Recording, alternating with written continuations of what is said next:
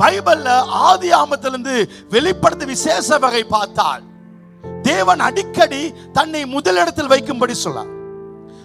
ஆதி ஆமத்திலே Eden தோட்டத்தை பாருங்க, ஆண்டவர் அவ்வளவு அழகான தோட்டத்தை படைத்து நடுவில் ஒரு மரத்தை வச்சுட்டாங்க.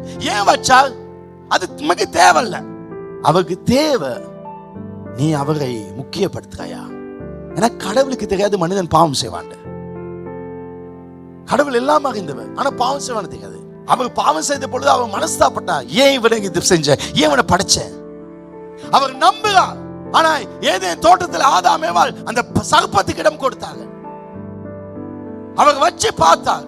சில நேரத்தில் நாங்க பிள்ளைகள் சின்னவங்களா கிணத்துல டிப்பிடிப் வாங்கி கொண்டு வரோம்.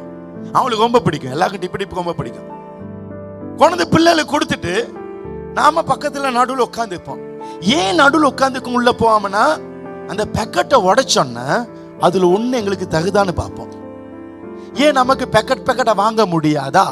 முடியும், ஆனா அது தகுதா, அதை பார்க்க விருப்பப்படும். தேவன் அப்படிப்பட்டவர் தான்.